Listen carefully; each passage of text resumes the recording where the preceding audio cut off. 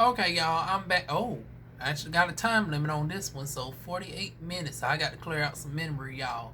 But anyways, y'all know I do not do RuPaul Drag Race reviews, but this episode right here is indeed the most controversial in RuPaul's history.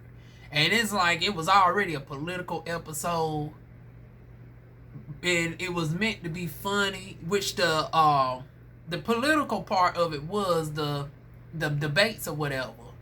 But honey, the ending was something that was truly unexpected that nobody could not have foreseen coming. So it's like this right here is like, oh my. So let's get into it. So this is episode 9, season 12. Yeah, season 12, episode 9. The bottom two end up being my girl Widow Von Du, honey, and none other than Jan. So Jan Cox is in the bottom, not the other one that went home, honey. Not that one. She done already got sent home with busted Brita filter, honey. I was glad when that bitch got gone.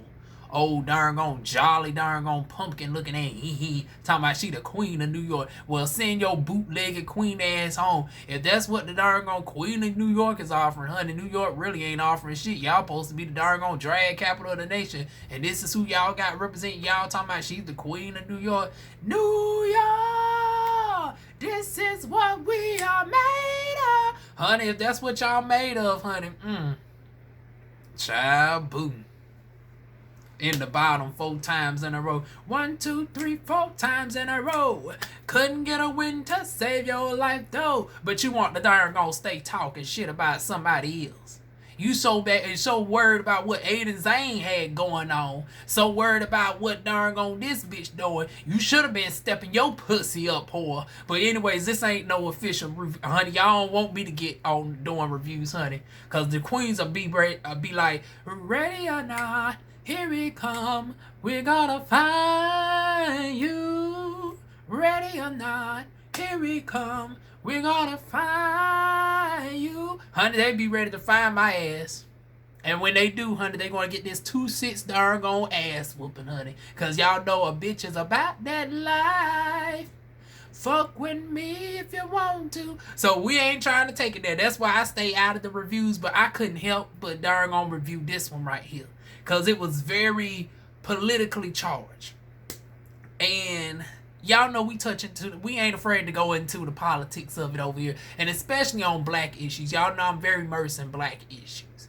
And the theme of the night was Stars and Stripes. Now, I don't know why everybody assumed that automatically had to be patriotic, but you know they went with the status quo of Stars and Stripes. You know, the red, white, and blue, baby.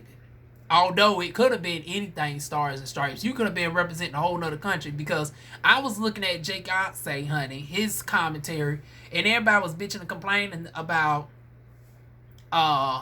Gigi having on the British outfit instead of the American, and how it's not patriotic. Well, bitch, the theme didn't call for patriotism. Just because everybody else ran with the narrative of patriotism, it did not necessarily mean that you had to be representing the USA. It didn't necessarily mean you had to be representing the US. It didn't say red, white, and blue. And now it would be something different that said red, white, and blue, stars and stripes. That would have been synonymous with America. But the thing was Stars and Stripes. Everybody else took that literal as in the United States, except for 2 people. And one was halfway with it. So Jan, being Muslim, she came out with the hijab, and it's very controversial because, you know, being in the Middle East, being gay can actually get you killed. And her coming out with the hijab on was very controversial, to say the least. But then you got Widow Von Du, on the other hand, she's giving black power.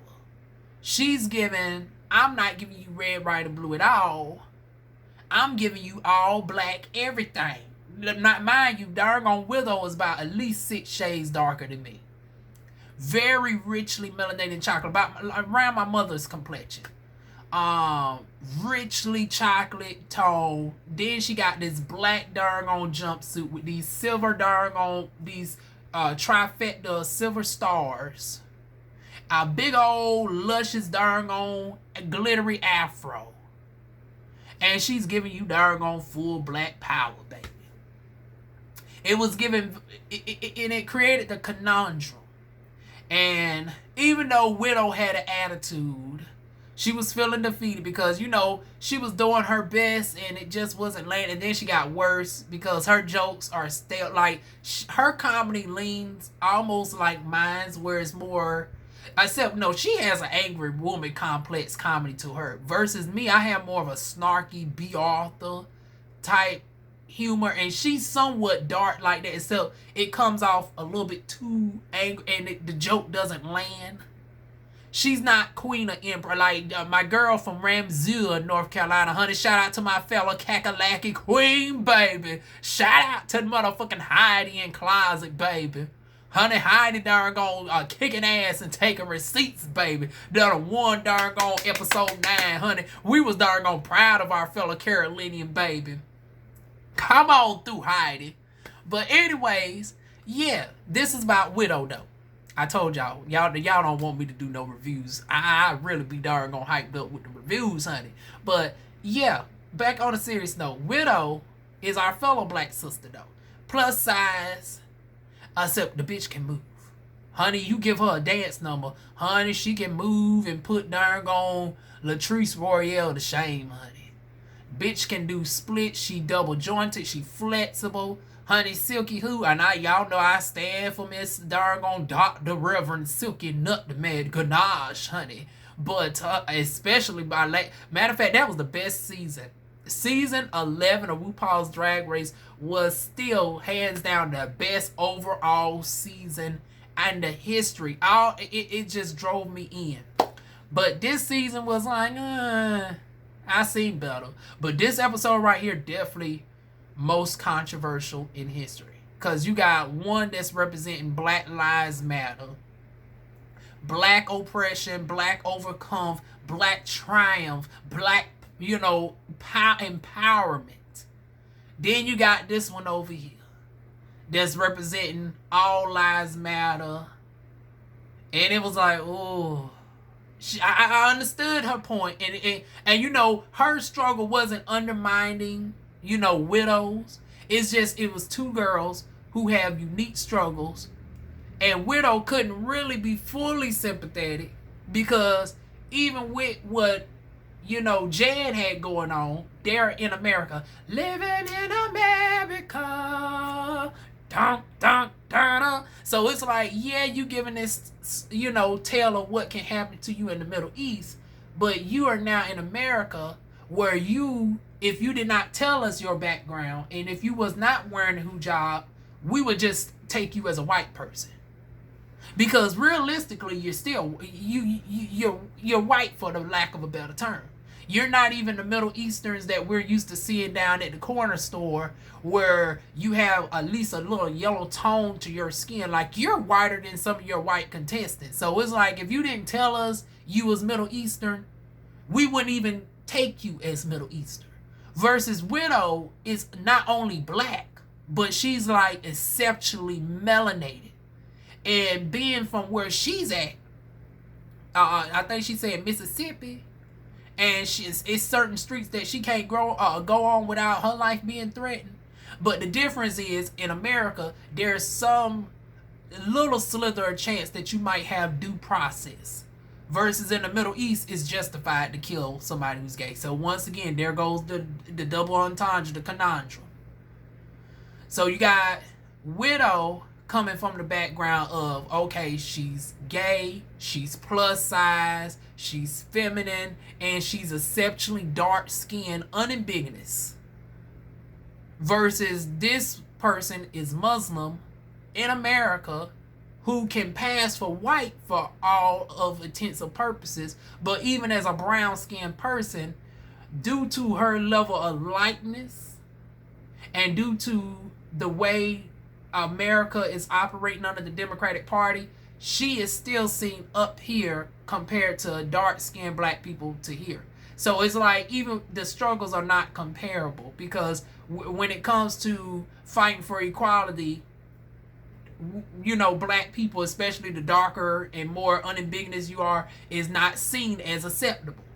So when you talk about minority lives matter and everybody, or patriotism, and the USA combines everybody, it doesn't really take in people who look like widow. So there comes the awkwardness. And then when you bringing this before Mother Rue, I hate to say it, but Mother Rue ain't been one to really speak on Black Lives Matter issues. She'll speak on the gays with the Stonewall riots that, includes, the black gays and transgender women and all. However, Mother Rue has been lacking on really representing the trans, giving the trans girls voices who have been on her shows. I've seen that there's been another issue with Mother Rue with the transgender thing, where transgenders have been working in the background on her shows and they're not getting their proper credits where credit is due. So she already got that going on against her. Then it's the, she really don't talk, and not everybody needs to go into black topics. So I actually respect her for not even touching the subject. But then it's like, here it is. Here's the awkwardness. And then you add the other thing, that Mother Rue is actually married to a white man. And I'm not saying that you can't be darn on pro-black and darn on... Y'all know I ain't with that. Y'all know, honey, I loves me a good darn on white piece of darn on fine, luscious specimen too every now and again, honey. My favorite soap opera actor growing up that I had a crush on was none other than Jean-Paul Lavoisier, baby. And I would leave Monsieur Jean-Paul Lavoisier right on up here. So if y'all don't know who Monsieur Jean-Paul Lavoisier is, and no, he is not French. He actually changed his name to Lavoisier, but his real last name is Sabansky, I want to say. But he changed it to, Jean-Paul Lavoisier. So Monsieur Jean-Paul Lavoisier would be floating around somewhere up and through here. Luscious blonde hair and everything. That was my dark. You couldn't tell me that wasn't my husband growing up, honey. But honey, I don't care if you're white, Native American, Indian, Asian, Hispanic. If you're fine to me, baby. But you got to be consistent and still stay to who you are and not compromise yourself. And not feel just because you are with a white person that you no longer can't speak out on black issues. Because if that white person is truly for who you are as a person, they will actually, push you to still talk about issues that affect your community, even if they cannot relate to it. That's the point of being a non-racist, supportive white ally, is to still help your black counterparts in this issue dealing with racial inequality. So Wu just takes the mom approach. But here comes the conundrum again. They was all big up in, Jan. And so, because y'all know she's a little bit more fragile. Widow has the tougher exterior, because we heard about her background. Her mother died when she was 17. Last conversation she had with her was an argument that ensued between them. And then next thing you know, she got a notification that her mother died in a car accident. Then the uncles and stuff didn't want her. So then she had to start sleeping, in homeless buildings and stuff, and work her way up to where she's at. In a town where her appearance in drag can get her killed. And then during the height in this day and age where closer to femininity that you are, you still don't really get no due process, because look how many black trans women die every year, and it's just seen as and then we go into she must have been a streetwalker. We go into victim blaming. And then when evidence shows that she wasn't she wasn't a streetwalker, she wasn't deceiving a person, she did not have any romantic connection with said person that killed her, we still find an excuse to justify murder just because of who the person is, just because your personal biblical views you don't like this person just because of that. But then you got Jan wearing the hijab, which is very religious, but the religion itself does not support who you are as a person. And so the special guest judge asked a question about that, and now he's getting dragged. And the question was very legitimate. You come down here and you giving very much religious, but that said doctrine is constantly taught. And not only that, but in the country, they darn gonna outright promote killing you. So it's like, yeah, it did good for the runway, but it's like, it's almost like the black church queen. It's like you're so stuck to this religion because your parents has been instilled upon this, because that's the way they used it in slavery. And y'all know we talked about this. And a lot of my Christian folks, y'all don't like to hear this, but I'm just speaking of facts. Christianity was pushed upon us to keep us docile, to keep us from acting like Kunta Kinte and going the fuck out. It was used to keep us, instead of darn on fighting and pushing back. I'm so sick of these damn new neighbors with this car.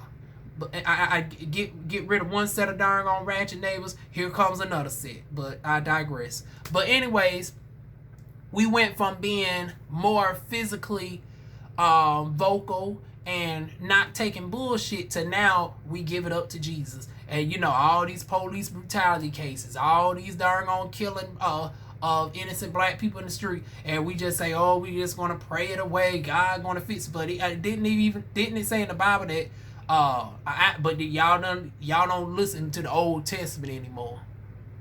Y'all they say, oh yeah, we got to get rid of this part. They gave you the New Testament, and y'all became even more docile. So it's similar to black church queens in the church. So she's basically like a brown church queen following the Muslim faith of the Quran, but you're still, so it's always that conundrum right there. But it came down to them two. And then it didn't help that Widow had the argument with, wasn't even an argument, but it was a tiff with Mother Rue. Mother Rue acted like a little, we saw a little Tyra Banks in Mother Rue for a moment. Y'all remember when Tyra Banks had to go off on the black girl where she said, learn from this. I said, oh hell, here comes Mother Rue with the darn old Tyra Banks, honey. I got a flashback to, you want to be on top, na na na na na na na na na na na. Honey, I got a flashback to motherfucking Top Model, bitch, where darn on Tyra had the red, and then damn, Mother Rue, didn't she have like the red or the reddish hair thing going on this week? I don't know which episode was it. It might have been Blonded, but it was like, damn, it was giving me very much Tyra Banks darn on going off on Black Girl. So Widow done landed in the bottom two. And then this is where I said, this is a setup, honey. This was a setup to send darn on Widow on home, honey.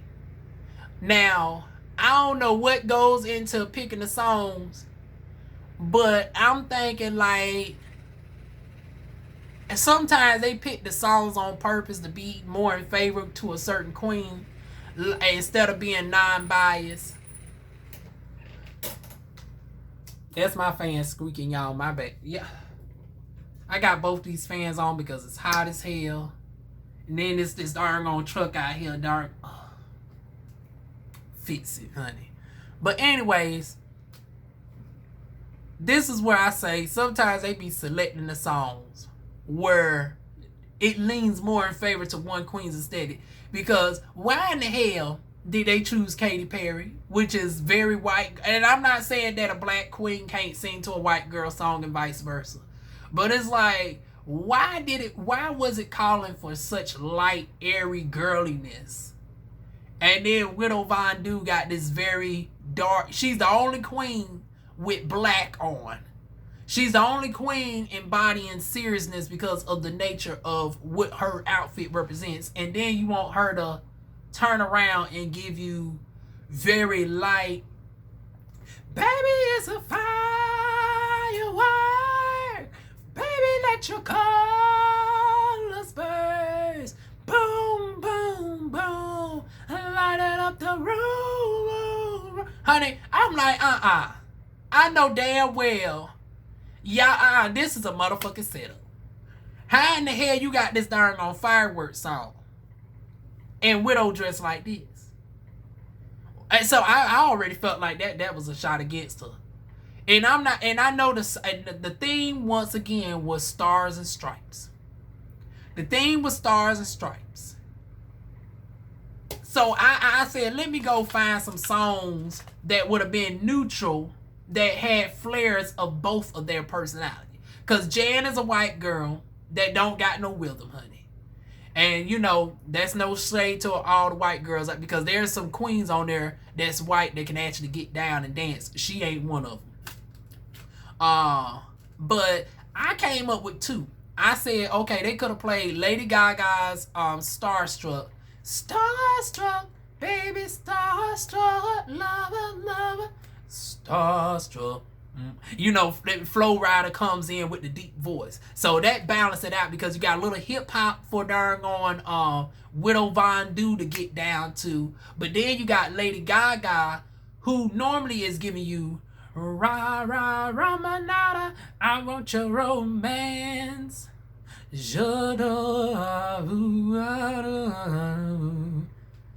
want your romance. Like she's usually giving you intense choreography, like Laurieann Gibson inspired choreography. But this one is more soft. It's more ballad.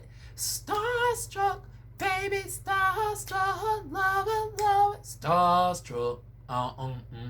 Like, it would have gave a nice balance for both of them to show they darn on craft. It's a nice low beat. That way it ain't too much going on. So it would be out of place for Widow to be giving you all the acrobats that she can do.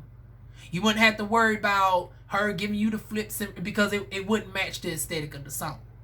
But it still allows enough room for enough choreography to be done between the both of them. And then the next one is, now that y'all might disagree with me because this is a male singer, but I after what we seen last season, they had a baritone man, and it's like, boo, I don't understand. These are drag queens, and you having them lip sing a man who's very like, I can't even darn gonna get down low to the song. I can't even remember it. But it was one of the girls who had her wig fell off. But it's like you couldn't even judge her that her wig fell off, because it's like the song actually was to a man. And it's like when the wig came off, she actually, it fell right off in cue. Y'all remember that episode for my RuPaul's, for my RuPaul folks who watch the show regularly. And she was just getting it. I forgot who she was going up against. Because, it was Mercedes Davenport. It was Mercedes. Lights. This is opulence. I think that's who she was going up against. And she sent, I think she sent, no, because it was somebody else. Because when she went up against Mercedes, I think Mercedes sent her home, and then shortly after, Mercedes got sent home. I don't know which order one of them two got home, but both times that bitch's wig fell off. But if they could bring up that darn on song with that deep male singer, B.O.B. is more tolerable, especially since the song features, you know, Haley Williams. So I can't even think of the lyrics, but it's like, I wanna wish on a wish right now, wish right now. Damn, I can't. But it goes something like that. This is starstruck words. I wanna wish right now, wish right now, wish right now. You know, of course, without the runs and the riffs and stuff. But I can't think of the lyrics, but it goes something like that. Very, you know, once again, mid-tone. You got B.O.B. with the raps. So you got darn on Widow. She can give what she gives. And then you got Haley Williams for darn on Jan.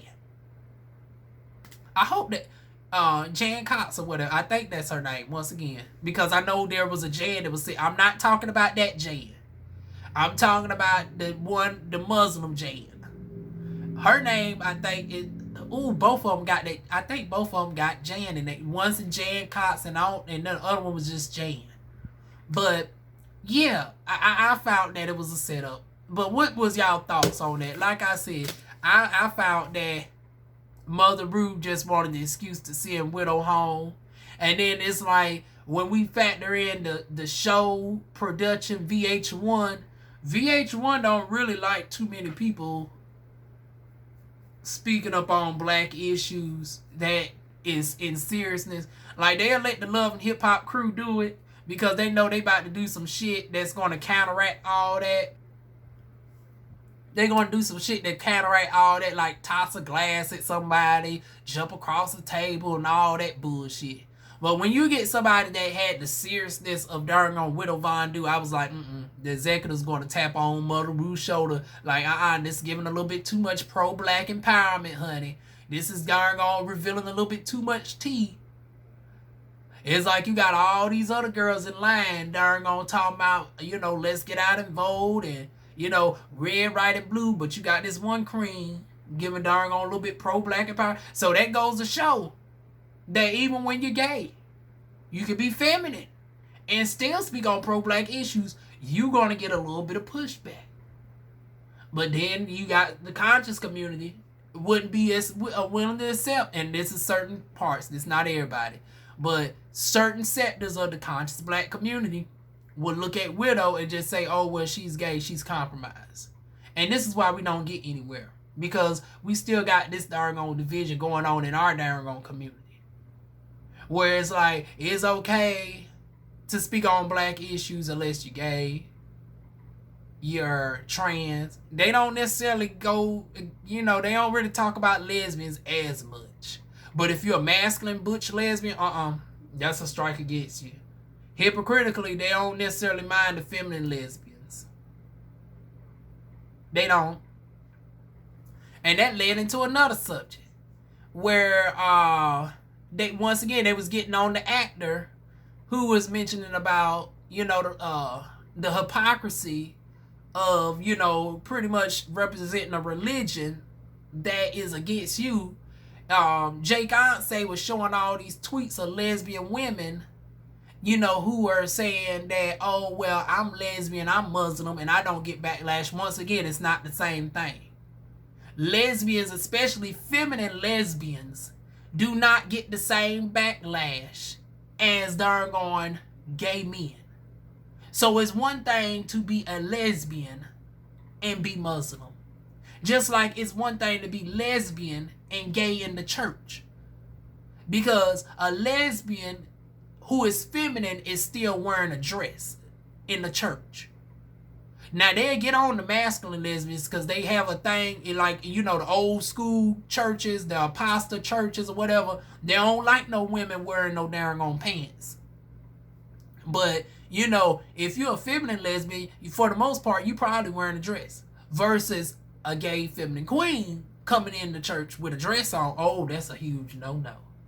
So, once again, it's seen as different. Even with the insults where they talk about God created Adam and Eve and not Adam and Steve. But they don't never talk about the lesbian. They don't never say God created Adam and Eve and not Eve and Eve. They don't never say a type of reference that, is slanderous towards lesbians. It's only towards gay men. And I noticed that throughout multiple religions. So to all the lesbians talking about, well, I'm lesbian, I'm a proud, Muslim. Once again, it's not the same thing.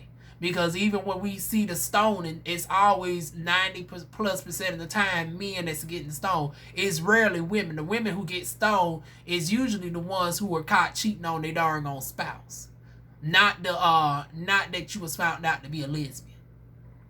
So two totally different dynamics. Yes, you still face some level of oppression, but not necessarily to the same extent as the gay man does.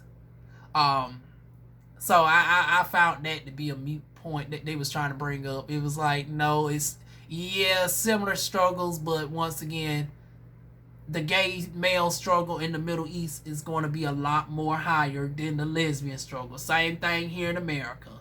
Living in America, dun dun dun dun. Honey, it is always going to be more struggle for the darn feminine gay male or the trans woman, especially if you're black, And the darker, more unambiguous you are, the more pushback you're going to get. So it was a very interesting episode. And I was sad to see Widow go. However, looking at it from a marketer's perspective, I see why the writing was on the wall for her. Because it was like she was pushing a little bit.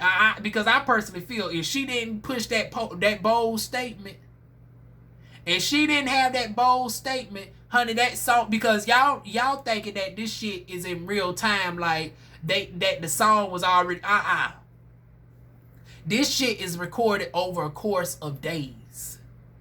And then even with them walking off stage and hours in between set, like they had enough time to choose a neutral song selection. This shit ain't recorded in real time where it's like the moment they walked off a stage, 10 minutes they was back. In real life, it was a couple hours in between takes. So it's like they could have found Lady Gaga's Starstruck, lovers, or, you know, I wanna wish right now. Like, they could have found a more neutral song. But once again, they wanted to find a reason to get Widow out of there. And unfortunately, she's out of there. So hopefully, we might see you, Widow, on All Stars, honey. So, that's my thoughts down below. What are y'all thoughts on this? Like I said, very powerful episode, honey. Very powerful. It showed the differences between Brown's struggle, trying to strive to make it into America under the ideological view of, you know, we are, we all are one, we are equal, you know, America gives everybody opportunity, versus the Black Power, where America was built off of the backs of blacks. However, blacks are the last to get anything, if they get anything at all. You have, you know, affirmative action, which was pushed to help black people out, but everybody, including white women, got darn on affirmative action, you know, during the civil rights era, before darn on black people did. Then we got, you know, immigrants that comes in, and you got people such as Jan from the Middle East who can get more loans to get a store quicker than a black person who is born and raised here from Mississippi, such as darn Widow Von Du. So it shows that, yeah, it's easy for y'all to rally around her and say, you know, we got this, you know, all lives matter. But then when you have somebody like Widow who shows the different perspective, y'all don't necessarily want to really see her different perspective of it. So it's like, ooh, very powerful message indeed. Very powerful. So it's like, it was sad to see her go home. But it's like, really, she did lose the lip sync. But I find that the song was biased against her in the first place. And it is like, yeah, but that's my thoughts. What are y'all thoughts? Like I said, yeah, she lost the lip sync. But I think it was because, number one, it wasn't even that her energy was down, because her energy was down when Nargon Shaka Khan was there. Yeah, y'all can say, well, that was more of a motivating factor. And she did have a song that was more tolerable towards her, as opposed to, you know, she embodied Shaka Khan. Shaka Khan. Shaka Khan. Honey, she embodied Mother Shaka, honey. But this was different. Like I said, it's like we knew that a Shaka Khan song was going. In any song they would have picked, because Shaka's very soulful. So Jam was going to lose either way on that. But this song, where it was open to interpretation, where they could have got any type of, you know, neutral based song like Airplanes by B.O.B. and Haley Williams, or Lady Gaga Starstruck, but they chose Firework instead.